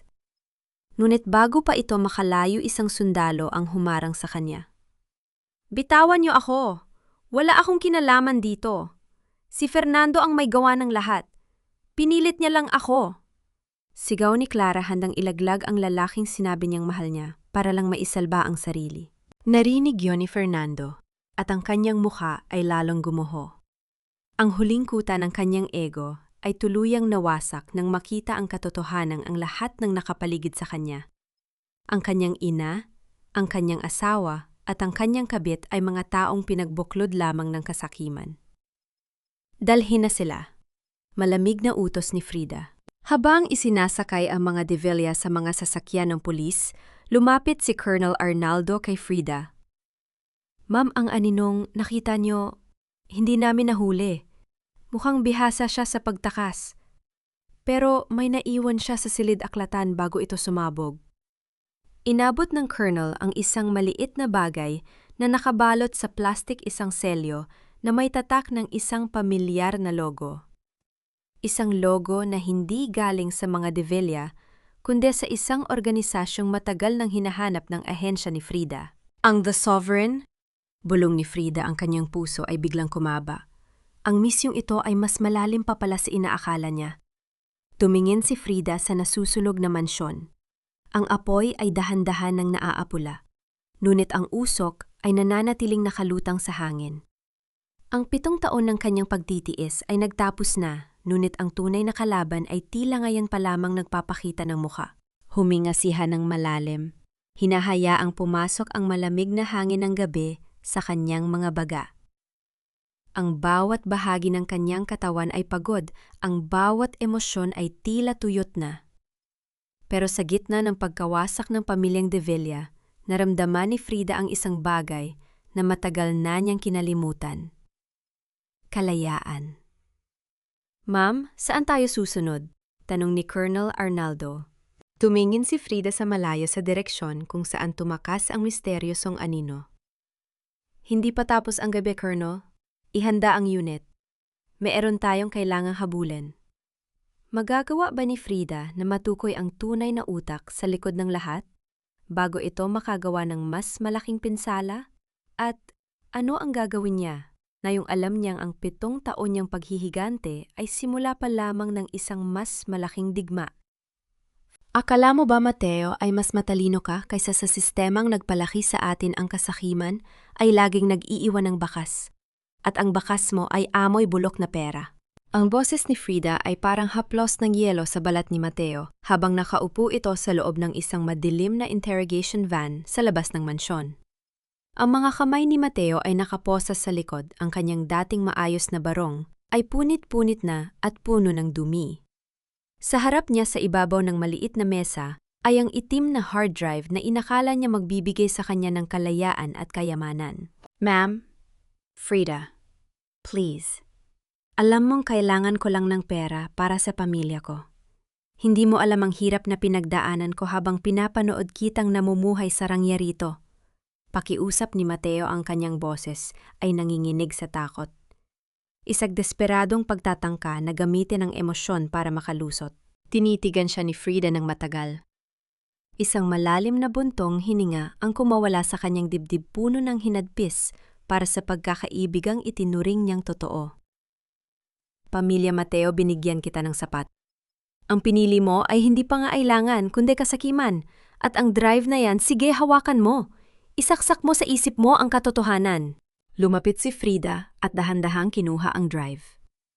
Ang drive na ninakaw mo ay hindi naglalaman ng mga bank accounts ng mga de Villa. Naglalaman ito ng isang Trojan virus na may auto-trace function.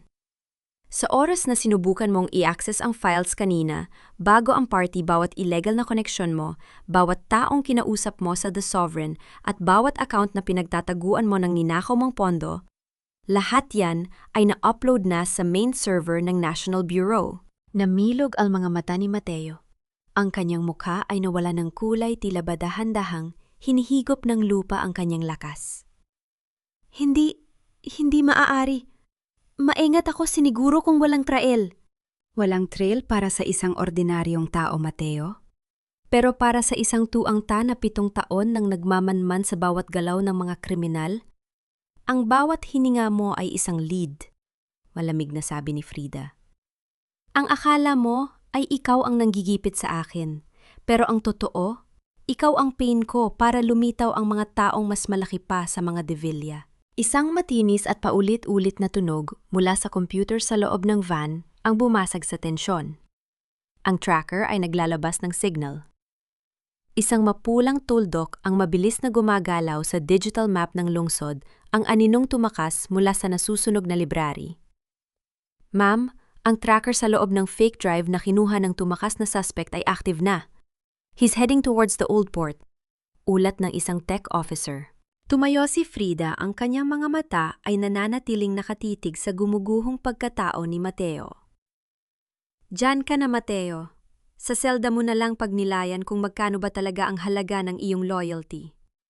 Dahil para sa akin, ang halaga mo ay kasing walang silbi ng drive na hawak mo. Lumabas si Frida ng van, hinahayaang pumasok ang sariwang hangin ng gabi. Ang ulan ay tumila na, ngunit ang amoy ng sunog mula sa mansyon ay nananatili pa rin sa paligid. Ang bawat hakbang niya sa putikan ay tila paglalakad palayo, sa lahat ng sakit na idinulot ng 7 taon na yon. Colonel Arnaldo, ihanda ang intercept team. Hindi natin hahayaang makalabas ng bansa ang aninong yon. Siya ang huling link natin sa The Sovereign, utos ni Frida habang mabilis na sumasakay sa kanyang itim na SUV. Masusunod, ma'am, pero paano? Ang mga De Villa, ang media, ay nagkakagulo na sa labas ng gates, tanong ng Colonel. Hayaan silang magkagulo. Ibigay ang press release tungkol sa pagkakadadip sa kanila para sa Rue Etienne at Lura daw. Ipakita sa mundo ang tunay na mukha ng mga philanthropists na yan, sagot ni Frida bago pa sibaduhin ang sasakyan. Habang bumibiyahe sa madilim na kalsada, naramdaman ni Frida ang panginginig ng kanyang mga kamay. Hindi dahil sa takot, kundi dahil sa dambuhalang adrenaline na ngayon lang nang karoon ng pagkakataong lumabas matapos ang 7 taon na pagkakaipit. Ang bawat ilaw ng post na nadadaanan niya ay tila mga anino ng kanyang nakaraan. Ang mukha ni Fernando, ang halakhak ni Doña Consuelo, ang pangmamaliit ni Clara. Lahat yan ay unti-unti nang nagiging malabong alaala. Ngunit ang panganib ay hindi pa tapos. Ang The Sovereign ay isang organisasyong kayang bumura ng tao sa loob ng isang pitik ng daliri. At ngayon siya ang naging pangunahing target nila. Isang malakas na tunog ng pagpreno ang umalingaw nang makarating sila sa bukan anang lumang daungan. Sa gitna ng kadiliman, isang speedboat ang naghihintay. At sa tabi nito ay ang aninong kanina pa nila hinahabol. Ang lalaki ay lumingon at sa ilalim ng liwanag ng buwan, nakita ni Frida ang isang mukha na hindi niya inaasahan. Isang mukha na matagal na niyang inakalang patay na. Ma'am, hindi ito maaari. Bulong ni Colonel Arnaldo na nakatingin din sa suspect. Bumilis ang tibok ng puso ni Frida. Ang bawat pintig nito ay tila isang babala na ang katotohanan ay mas masakit pa kaysa sa anumang sampal na natanggap niya sa pamilya De Villa. Akala ko ba ay matagal ka nang ibinao ng lupa, General Valderrama? Bakit tila mas masama pa sa isang multo ang pagbabalik mo sa harap ko? Ang tinig ni Frida ay nanginginig, hindi dahil sa ginaw ng hangin sa daungan, kundi dahil sa dambuhalang bigat ng katotohanang sumabog sa kanyang harapan. Nakatayo siya sa gitna ng mga kinakalawang na container, ang kanyang itim na gown ay basang-basa at may punit na salaylayan. Ngunit ang kanyang mga mata ay nananatiling nakatitig sa lalaking dahan-dahan na tanggal ng kanyang hood. Si General Valderrama, ang taong nag-recruit sa kanya sa ahensya. Ang taong tumayo bilang pangalawang ama nang mamatay ang kanyang tunay na magulang. Ang taong 7 taon niyang iniyakan dahil sa akalang pinatay ito ng mga De Villa. Narito ito buhay humihinga at tila ang utak sa likod ng The Sovereign, ang organisasyong tinitira niya mula sa loob. Iha, masyado ka kasing naging tapat sa maling sistema. Simula ng general, ang boses nito ay kalmado. Tila ba nagtuturo lang ito sa loob ng isang silid-aralan? Ang mga De Villa sila ay mga piyesa lang sa isang mas malaking laro. Pinabayaan ko silang abusuhin ka dahil kailangan mong maging matibay.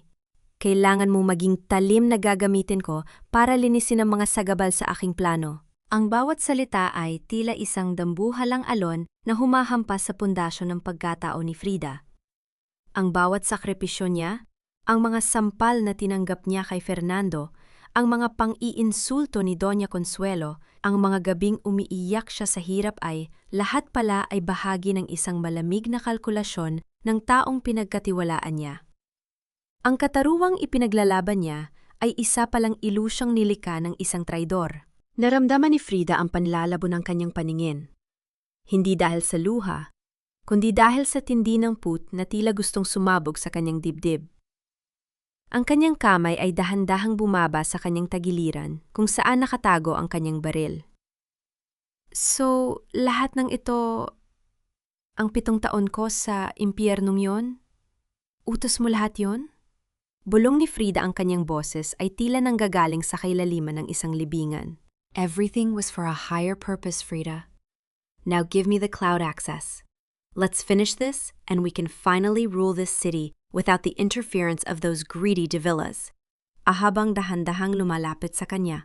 Hindi ka na General Valderrama sa paningin ko. Sagot ni Frida, ang kanyang boses ay naging matigas na parang bakal. Isa ka na lang dumi na kailangang linisin. Bago pa makakilos ang General, isang pamilyar na hiyaw ang narinig mula sa likuran.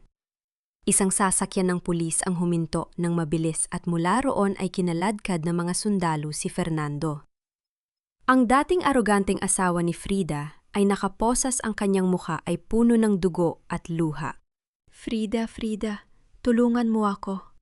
Sinasaktan nila ako. Sigaw ni Fernando, ang kanyang boses ay puno ng desperasyon. Tell them, sabihin mo sa kanila na mahal mo ako, gagawin ko ang lahat. I'll give you the company, just don't let them take me to prison. Tumingin si Frida kay Fernando.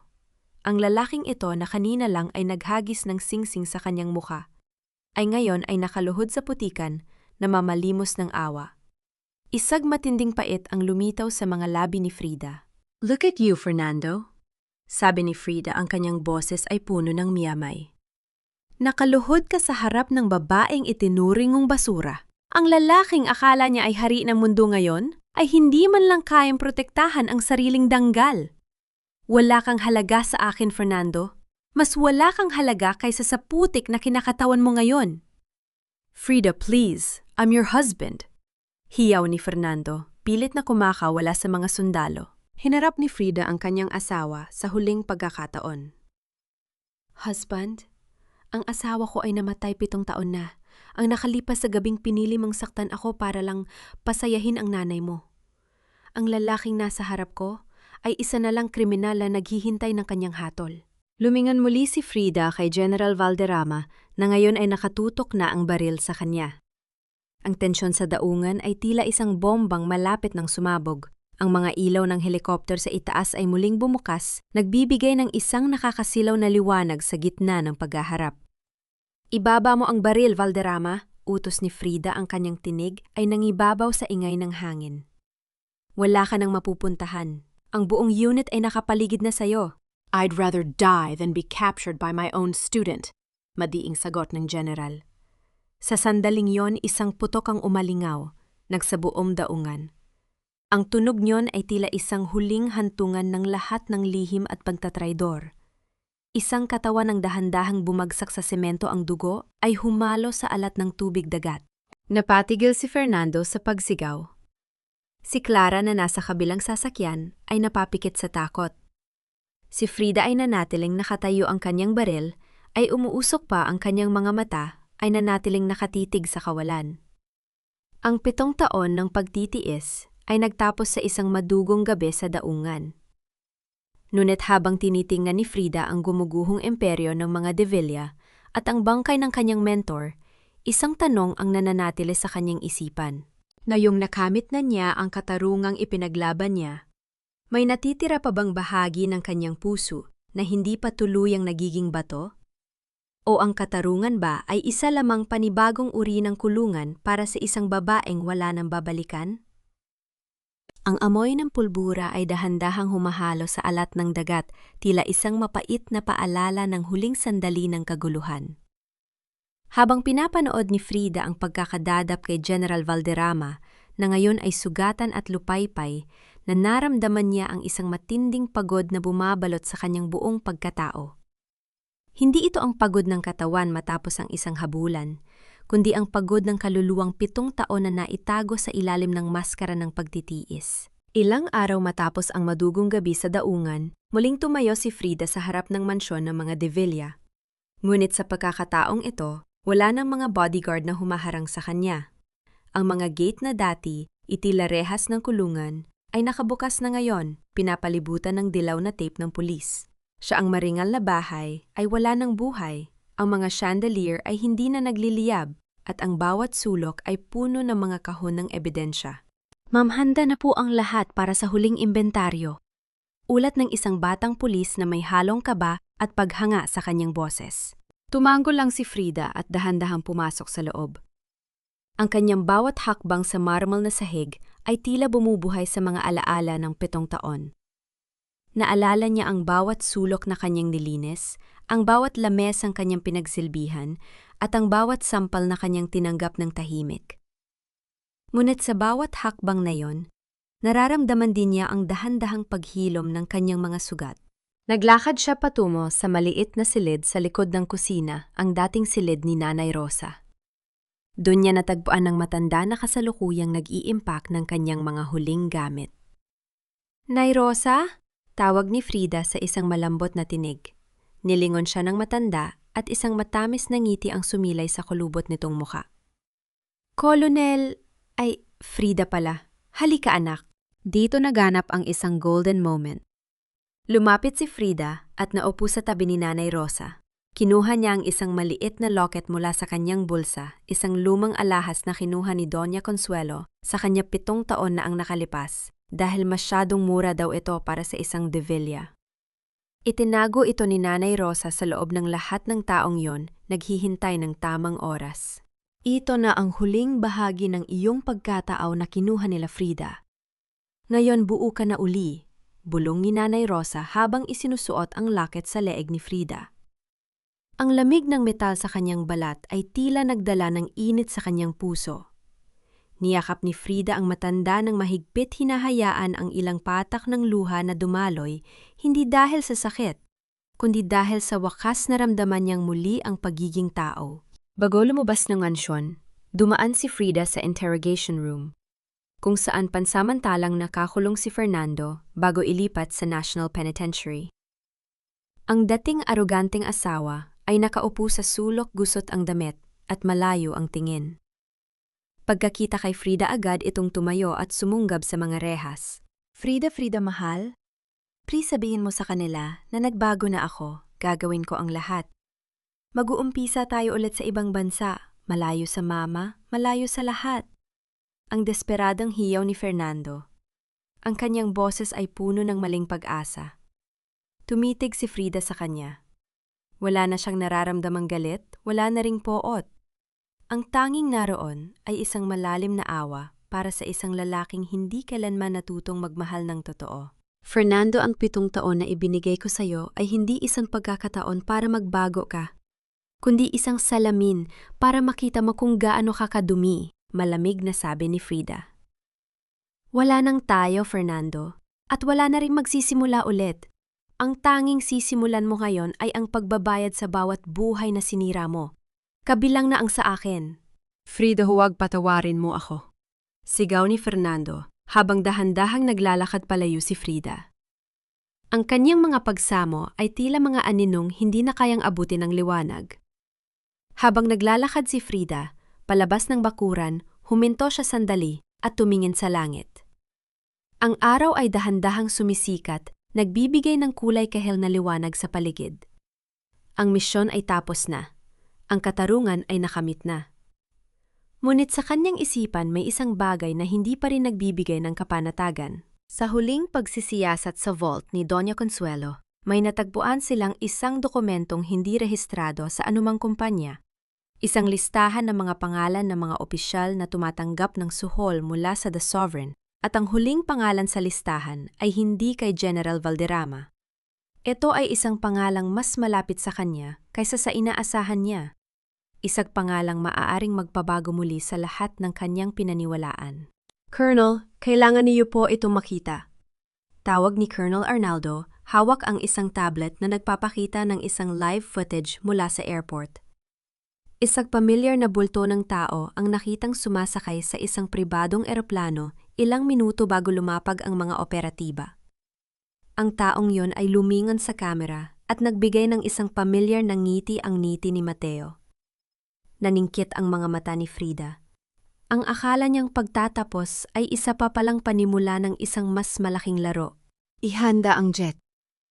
Utos ni Frida, ang kanyang boses ay muling naging matalas na parang talim. Hindi pa tapos ang paglilinis. Hindi lahat ng sugat ay naghihilom sa katarungan. Minsan, ang pinakamalalim na hiwa ay naiiwan sa pag-alala kung sino tayo bago tayo naging biktima. Ang bulong na iyon ni Frida ay tila tinatangay ng hangin habang nakatayo siya sa harap ng puntod ng kanyang mga magulang. Pagkatapos ng 7 taon sa wakas, ay nagbalik siya rito hindi bilang ang kawawang manugang ng mga De Villa, kundi bilang ang anak na tumupad sa kanyang pangako. Ang sikat ng araw ay marahang humahalik sa malamig na marmol, tila nagbibigay ng basbas sa kanyang bagong simula. Sa kabilang panig ng lungsod ang balita tungkol sa pamilya De Villa ay hindi pa rin humuhupa. Si Doña Consuelo ay dinala sa isang psychiatric facility sa loob ng bilangguan matapos itong tuluyang mawala sa katinuan. Paulit-ulit na tinatawag ang mga alahas na wala na sa kanyang pag-aari. Si Fernando naman ay nagsisimula na sa kanyang habambuhay na pagkapiit, isang lalaking pinalilibutan ng mga pader na hindi kayang gibain ng kanyang yaman o ng kanyang pangalan. Si Clara, naglaho itong parang bula matapos samsamin ng gobyerno ang lahat ng ari-ariang nakuha niya mula sa mga De Villa. Koronol nahuli na si Mateo sa border ng Holo. Ulat ni Colonel Arnaldo sa kabilang linya ng telepono. Sinubukan niyang manlaban pero wala siyang takas. Hawak na natin ang lahat ng ebidensya laban sa The Sovereign. Salamat, Colonel. Dalhin niyo siya sa kaukulang proseso. Siguraduhin niyo lang na hindi na siya makakagamit ng kahit anong koneksyon. Tugon ni Frida. Ang kanyang boses ay kalmado, wala nang bakas ng pot. Ang pagkakadakip kay Mateo ay hindi na nagbigay sa kanya ng dagdag na galak. Ito ay isa na lamang obligasyong kailangang tapusin. Habang naglalakad palayo sa sementer, yun naramdaman ni Frida ang bigat ng kanyang military jacket sa kanyang mga balikat. Ang bawat medalya at ranggo ay may katumbas na sakripisyo. Ngunit sa ilalim ng uniforme niyon, ang suot niyang locket mula kay Nanay Rosa ang mas nagbibigay sa kanya ng katatagan. Dito naganap ang kanyang golden moment. Huminto si Frida sa isang maliit na park kung saan maraming bata ang naglalaro. Nakita niya ang isang batang babae na nadapa at nagsisimulang umiyak. Lumapit si Frida lumuhod sa damuhan at maingat na tinulungan ang bata. Pinahiran niya ang luha nito at binigyan ng isang matamis na ngiti. Huwag kang mag-alala, malakas ka. Ang bawat sugat ay tanda na lumaban ka, bulong ni Frida sa bata. Sa sandaling iyon, tila kinakausap din niya ang sarili niyang nakaraan. Ang pagtulong sa bata ay naging simbolo ng kanyang sariling pagbangon mula sa pagkakalugmok. Bumalik si Frida sa kanyang SUV. Ngunit bago siya sumakay isang pamilyar na sasakyan, ang huminto sa kanyang tapat. Bumaba si Nanay Rosa kasama ang kanyang apo. Ang matanda ay mukhang mas bata at mas masaya malayo sa hitsura nito noong nasa mansyon pa sila. Frida, iha, gusto ko lang magpasalamat muli dahil sa iyo makakapagsimula na kami ng maayos na buhay. Sabi ni Nanay Rosa habang iniyabot ang isang basket ng mga sariwang prutas. Nay, kayo ang nagligtas sa akin sa loob ng 7 taon na yon. Kayo ang dahilan kung bakit hindi ko nakalimutan kung paano maging tao. Sagot ni Frida sa bayakap ng mahigpit sa matanda.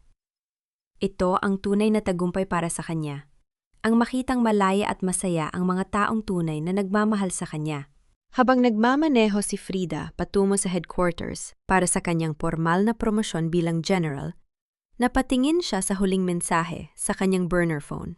Isang litrato ng karagatan at isang maikling sulat. Ang dagat ay malawak, Frida. Marami pang anino ang nagtatago sa ilalim nito. Mag-ingat ka. Walang pangalan ang mensahe, ngunit alam ni Frida na ang kanyang laban ay hindi pa tuluyang tapos. Ang pagbuwag sa mga De Villa ay simula pa lamang ng paglilinis sa mas malaking dumi ng lipunan. Ngunit sa pagkakataong ito, hindi na siya magtatago sa ilalim ng maskara ng isang martir. Siya ay lalaban bilang isang ganap na pinuno, may dalang katarungan at pag-asa. Huminto si Frida sa tapat ng gusali ng National Security. Tiningnan niya ang kanyang refleksyon sa salamin ng sasakyan. Ang babaeng nasa harap niya ay hindi na ang api. Ang mga mata niya ay nagliliyab sa determinasyon. I am Frida Monteverde, bulong niya sa kanyang sarili. At wala nang sinuman ang makakapagtumba sa akin muli. Sa huling sandali, bago siya pumasok sa loob, isang estrangeng lalaki ang lumapit sa kanya at nag-abot ng isang itim na sobre. Para sa inyo, General, isang regalo mula sa mga taong naniniwala sa inyong lakas. Pagbukas ni Frida sa sobre, isang lumang litrato, ang nasa loob isang litrato ng kanyang pamilya noong bata pa siya, at sa likod nito ay may nakasulat na koordinasyon ng isang lugar na hindi pamilyar sa kanya. Ang kanyang puso ay muling kumaba.